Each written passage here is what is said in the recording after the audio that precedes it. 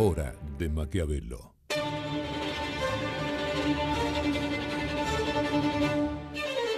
Para conocer a los que están detrás del poder.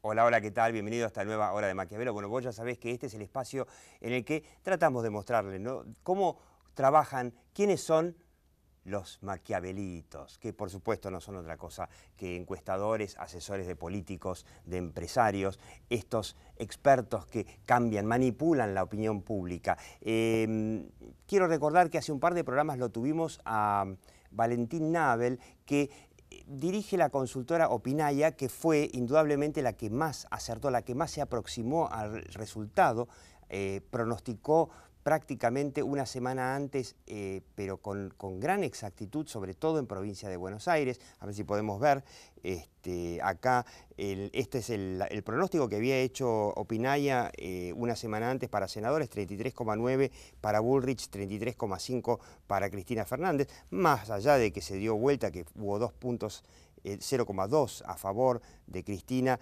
el resultado tuvo menos de un punto de error. Veamos el caso de diputados, más interesante todavía, porque acá la tenemos a Graciela Ocaña versus Fernanda Vallejos, 33,9 para Graciela Ocaña, 32,4 para Vallejos. También acertó en que iba a haber un corte de boleta a favor de Graciela Ocaña, pero fíjate vos un detalle, veamos Capital, ciudad de Buenos Aires, ahí está, donde el resultado, bien, acertó en que había ganado finalmente Lilita, pero Lilita ganó con 50% y él había pronosticado, Opinaya había pronosticado 45%.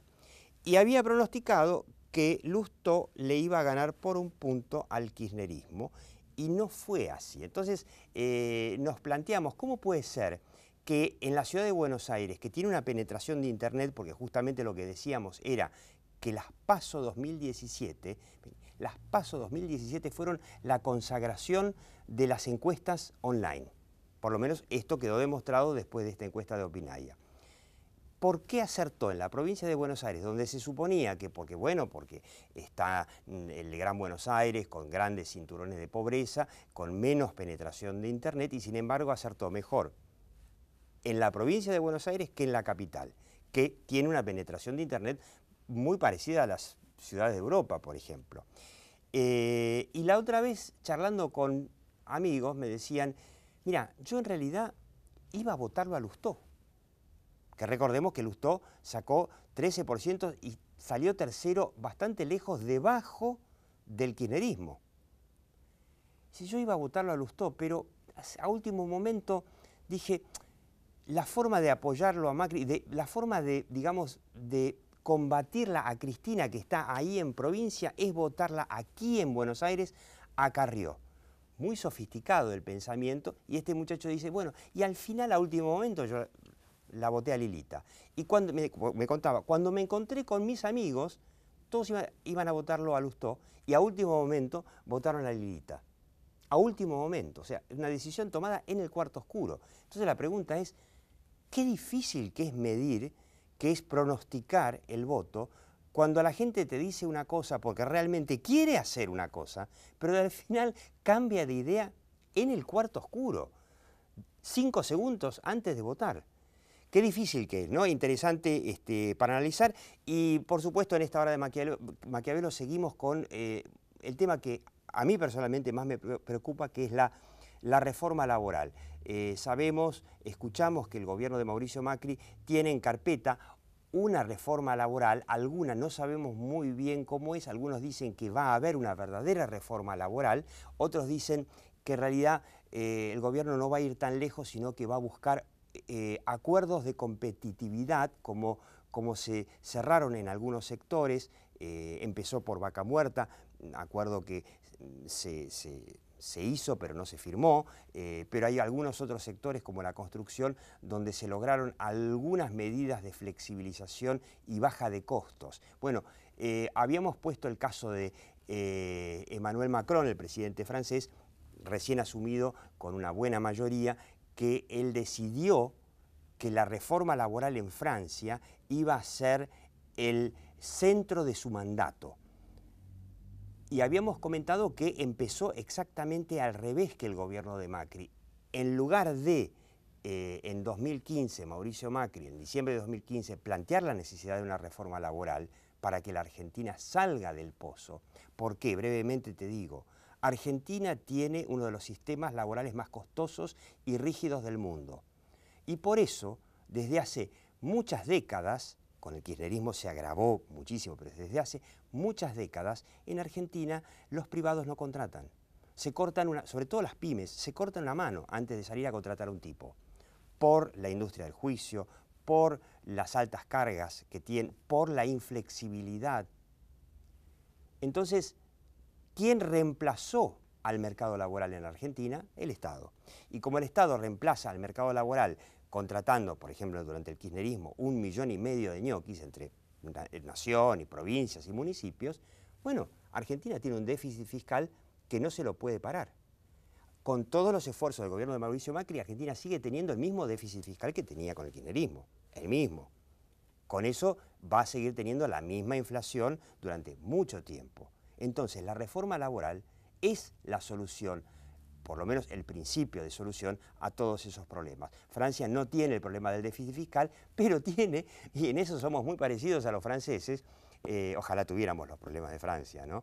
Tienen un código laboral, no sé si lo vemos por ahí, estaba mirando en internet lo que es el Code du Travail, que es el código, creo que lo pronuncié bastante mal, el Código Laboral francés, un libro de 800 páginas que es más o menos como la Argentina en Europa.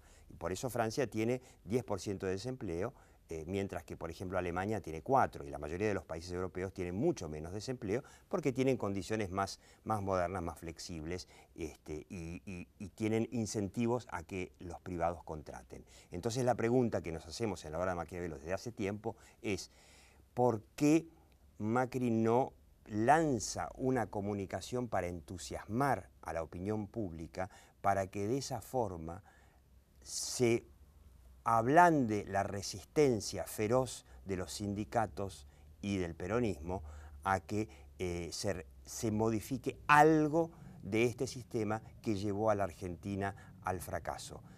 Quédate en esta hora de Maquiavelo. La hora de Maquiavelo.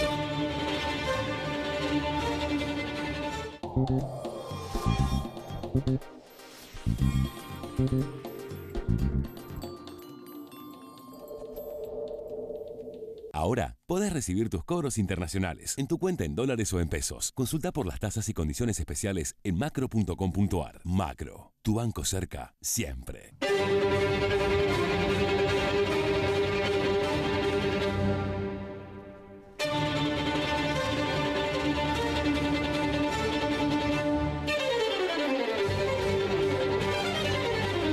Con Veladero, produciendo desde hace 10 años en San Juan. Barrick, Argentina. Aprender es mucho más que estudiar. Universidad Abierta Interamericana. www.uay.edu.ar. El futuro sos vos. En septiembre siempre hay algo gratis para hacer en la ciudad. Ciudad Emergente, Conectados BA, Festival de Reggae, Bienal Arte Joven, Estrellas en Calle Corrientes, Expo Colectividades y muchos eventos más. ¡Vamos, Buenos Aires! Un banco presente junto a todos los argentinos. Banco Nación.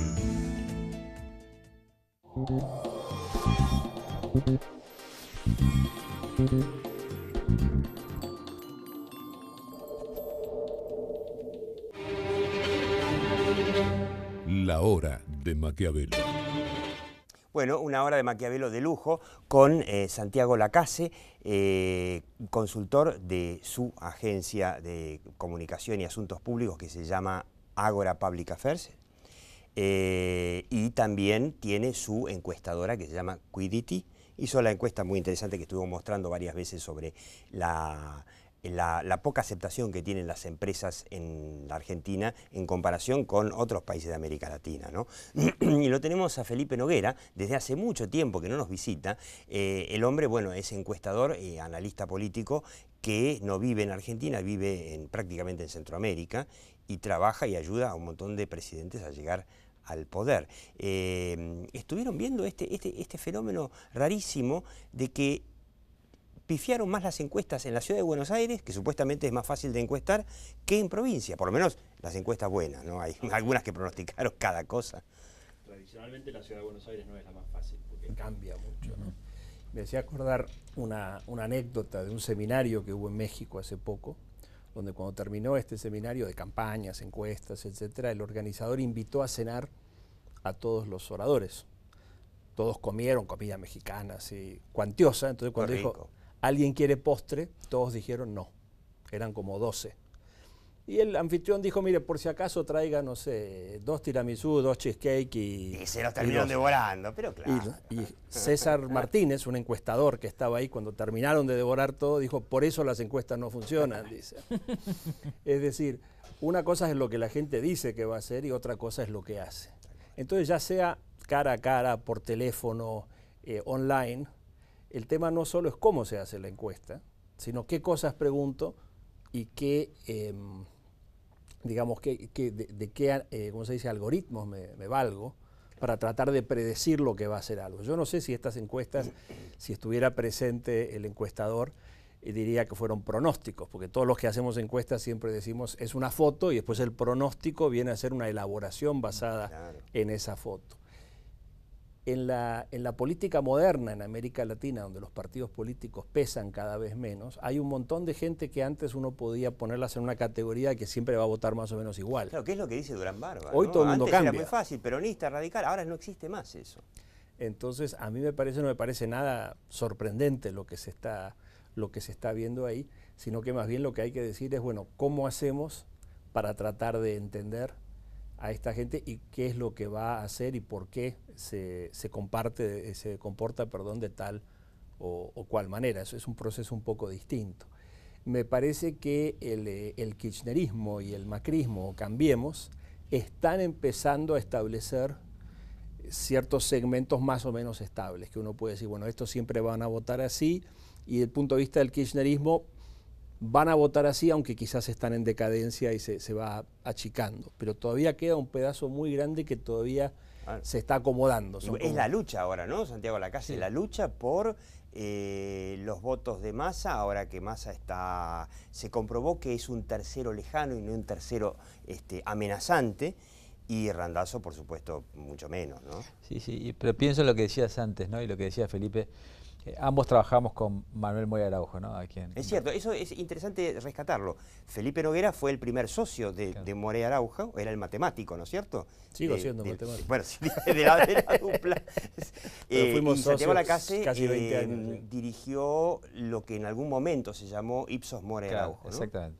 Bueno, y yo me acuerdo cuando empecé a trabajar con Manuel, y Felipe tiene mucho más experiencia que yo, Manuel le planteabas hacer una encuesta telefónica o una online y se volvía loco. Es una barbaridad metodológica, ¿no?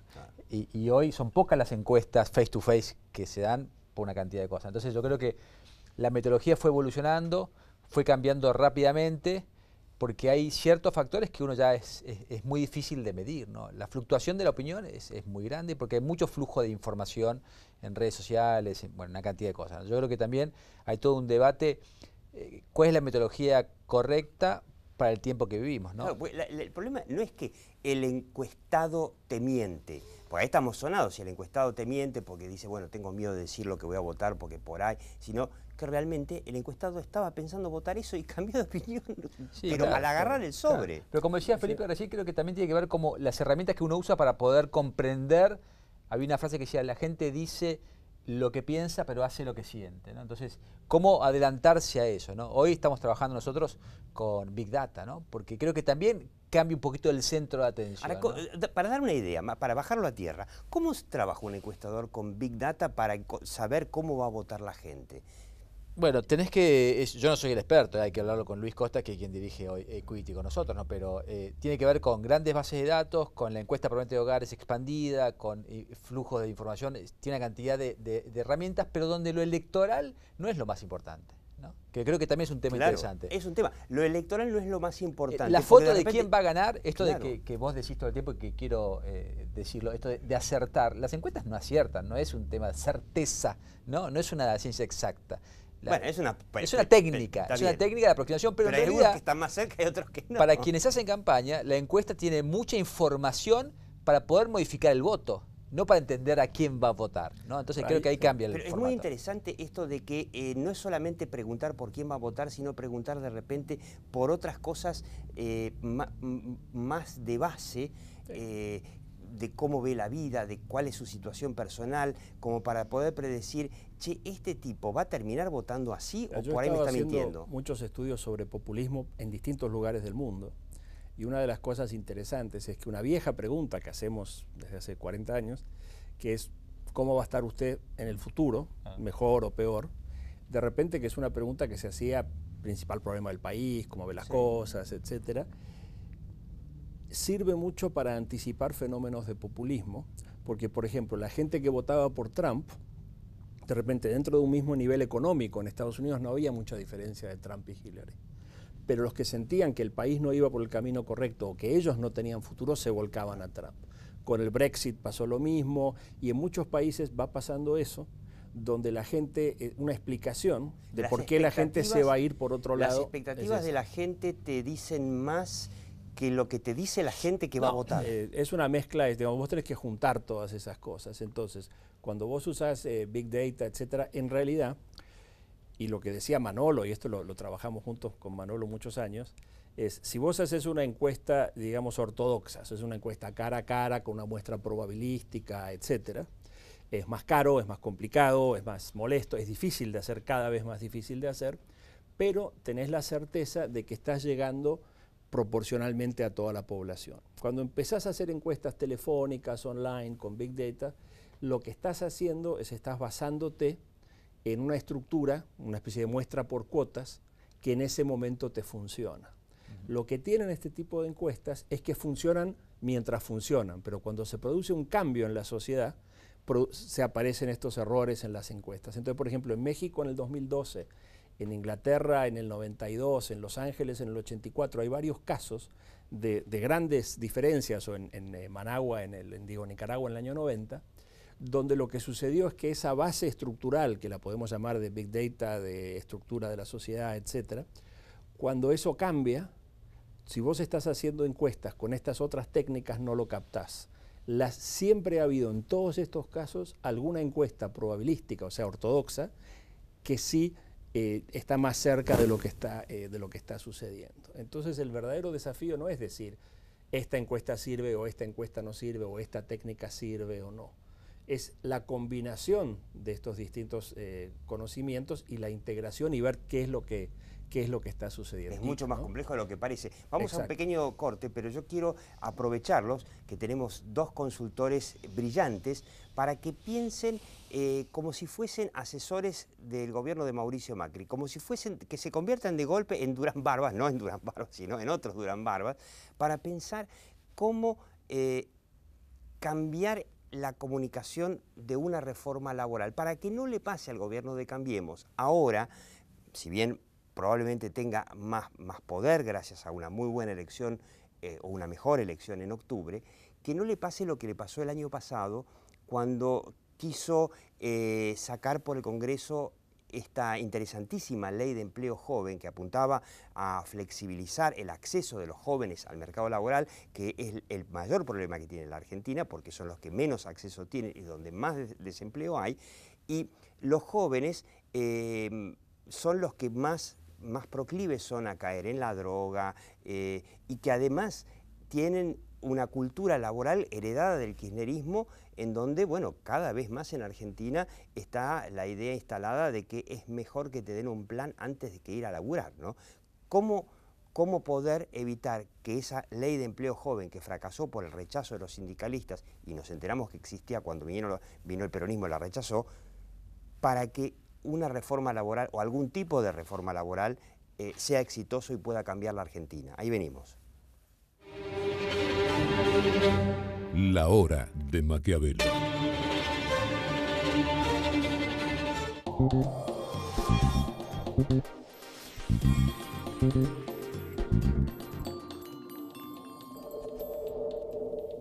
Superclub de Tarjeta Santander Río presenta Los chicos crecen rápido.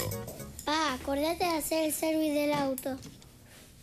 Es una parada técnica y nos quedamos tranqui.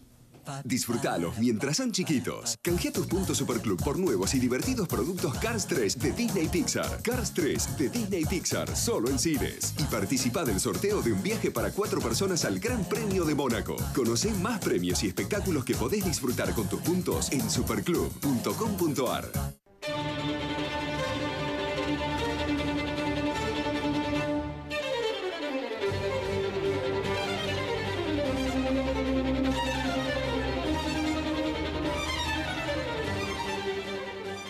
Calidad sin fronteras. Bagó, ética al servicio de la salud. En la Ciudad Autónoma de Buenos Aires, vivir mejor es ley. Legislatura de la Ciudad Autónoma de Buenos Aires.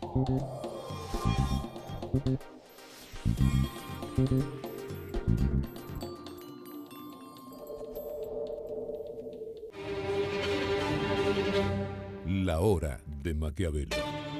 A ver, empezamos por Santiago Lacase. Si vos fueras asesor del gobierno de Cambiemos y te dicen habría que hacer una reforma laboral, y sí, es urgente para que la Argentina salga, ¿qué le recomendarías? Primero cambiar el nombre, ¿no?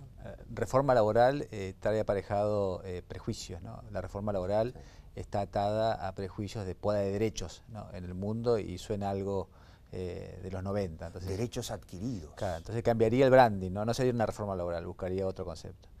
Y después creo que hay que responder una pregunta que es interesante. Que bueno, Macri ya empezó con los acuerdos de competitividad, ya suena competitivo. Bueno, es algo más sectorial eso, ¿no? Sí, sí. Y que funcionará, pero son sectoriales. Pero si uno quiere hacer una reforma de fondo, empezaría por cambiar el nombre porque eso asusta de entrada, ¿no? Y segundo, buscaría responder la pregunta de qué hay para mí en todo esto, ¿no? Porque yo creo que al fin del día, si uno puede explicar que reformas de este tipo, que cambios de este tipo estructurales tienen que ver con la mejora, entendiendo que va por ese lado, ¿no? Por la mejora de los derechos de los trabajadores o de la forma de trabajar y más, y que eso va a ser un incentivo para que las empresas tomen más gente, cambia un poquito la dinámica, ¿no? Yo creo que la reforma laboral, y está pasando ahora en Francia, ¿no? Bueno, en Francia también, ¿no? Obviamente, hay una CGT, la CGT, que es comunista, que ya anunció un paro para septiembre, como nuestra CGT anunció un paro para septiembre en contra de la reforma laboral. Pero creo que Macri ha hecho algo interesante, que es se ha enfrentado al sindicalismo, ¿no? El paro general del 6 de abril, aquel inicial, donde Macri se enfrentó, la gente lo apoyó, ¿no? ¿Por qué? Porque los sindicalismos en Argentina tienen muy mala imagen, ¿no? Entonces creo que hay que definir bien los mensajes claves si uno tuviese que hacer una estrategia de comunicación, donde deberíamos responder la pregunta ¿qué hay para mí en todo esto, ¿no? ¿Cuáles son los incentivos positivos que tendrían para la población? Y no, sobre todo para los que no están en el mundo laboral. Exactamente. Y que les digan, mira muchachos, se acabó el empleo público en Argentina porque no se puede financiar más puestos de trabajo improductivos que los pagamos todos. Pero creo que de la estrategia política Macri inició un camino que es interesante, ¿no? Con Vidal, con los docentes, Macri con los sindicatos, es de enfrentar a ciertos sectores que tenían un status quo muy establecido, pero que la gente tiene muy mala imagen, ¿no? Sí. Sí. ¿Qué le dirías vos? Felipe, que además asesoró a muchos gobiernos en temas similares. Yo partiría, o sea, de acuerdo con todo lo dicho, para agregar algo y quizás mirar con una visión amplia, decir qué ha pasado en otros países, qué ha pasado en otros momentos. Alfonsín trató de hacer una reforma, pero sin poder. Macri tampoco tenía tanto poder, ahora quizás tenga más y voy a volver a eso. Menem, que trató de hacer una reforma laboral, de alguna manera Menem tuvo un periodo muy exitoso, pero era un presidente peronista. Y el peronismo, el ADN del peronismo es laboral y de provincias pobres, digamos. Entonces, cuando quiso hacer la reforma de las provincias y la reforma laboral, Cavallo saltó por los aires y se terminó de alguna manera toda la parte reformista de Menem. Para hacer estas reformas hay que tener en cuenta varias cosas. Primero, este cambio de perfil, de cambio de nombre, y además de que el futuro no está en la industria. Los países exitosos, los países donde se gana más dinero en el mundo, se dice que algo así como el 1% de la población trabaja en el sector agropecuario, el 14 o el 15 trabaja en industria y el 85 en servicios. Claro. Entonces, ¿qué sucede? Tenemos un modelo industrial y lo queremos aplicar a todo cuando el futuro no va por ahí. Sí, tenemos un modelo que ser industrial de los años 30 que viene inspirado de la Carta del Lavoro de Mussolini, de la Italia fascista de los años 30. Ahora, ¿quién ha hecho una reforma laboral exitosa? Yo creo que la más importante de las últimas décadas fue la de Margaret Thatcher en Inglaterra. ¿Ella qué hizo? Ganó las elecciones, tenía poder, invirtió ese poder, quizás lo que está haciendo Macron. Tuvo un desgaste enorme, pero para cuando llegó a la próxima elección, ayudado por la Guerra de las Malvinas, ganó siempre esa digamos elección. eso, ayudada por la Guerra de las Malvinas, ¿no? Por el general Galtieri. Ahora, la pregunta que yo hago entonces es, si la reforma hay que hacerla cuando uno tiene mucho poder, ¿cuándo tiene mucho poder Macri? En realidad, si él la trató de hacer en el 2016, se equivocó. No, él lo único que hizo hacer es una partecita, un cachito chiquitito, nada más. Lo que yo quiero decir es que los presidentes argentinos tienen su máximo poder en su tercer año, en la medida que les vaya bien en la primera elección de mitad de término. O sea que este es el momento. Este es el momento. Hasta ahora Macri ha estado ordenando el gran lío que le dejaron, pero yo creo que a partir de esta elección él va a tener una ventana de más o menos unos 6 meses para demostrarle a los argentinos si él viene a hacer una reforma que es la que el país necesita o si viene a administrar el modelo que le heredaron los Kirchner. Que yo creo que lo primero me parece que debe ser lo acertado, antes de que nos echen, por sí o por no. Negociar con los sindicatos y con el peronismo a puertas cerradas y ver qué sale, o con comunicación para convencer a la opinión pública en general, de manera de hacerle más costoso al sindicalismo el negarse a esa posibilidad de que tenga trabajo mucha más gente en la Argentina. ¿Por sí o por no? No, me inclino por la primera, ¿no? Por trabajar esto en el espacio público, ¿no? Cuando uno instala esto en el espacio público, le es más difícil al sindicato ponerse en contra. Yo te diría que yo me iría por la tercera, es decir, por esa, que no sé si era la primera o la segunda, la de la opinión pública, pero además yo creo que hay que buscar lo nuevo. O sea, si solo tratamos de resolver esto en términos de cuál es nuestra relación con el sindicalismo industrial, digamos, estamos dejando fuera realmente el futuro. Acá se necesita cierta innovación, a mí me hace acordar la imagen que también pasó en la Inglaterra a fines del siglo XIX a principios del siglo XX, del fogonero que apaleaba carbón, que iba en una locomotora eléctrica y que, bueno, lo seguían teniendo ahí porque no lo querían despedir al tipo, ¿no? En los años 70 en Inglaterra se inaugura una nueva línea de subterráneo para el jubileo de la reina, en el año 77 creo que fue o algo así, y era una línea totalmente automática, que no necesitaba un conductor, un motorman. Pero por el acuerdo sindical iba un tipo sentado ahí como motorman. Como dice el dicho, en todos lados se cuece nava. Yo creo que también, como dijo Santiago Lacase, yo creo que el gobierno tendría que hacer una campaña para persuadir a la opinión pública, que es muy conservadora y que tiene mucha mala información metida en la cabeza por parte de los sindicatos de que una reforma laboral es el fin del mundo, y es todo lo contrario. Pero bueno, eso implica quizá cambiar el esquema de comunicación del gobierno, no sé, para mí es la clave del futuro de la Argentina. Santiago Lacase, de Ágora Public Affairs, y Felipe Noguera, muchísimas gracias. Usted puede seguir viendo La Hora de Maquiavelo en YouTube. Chao.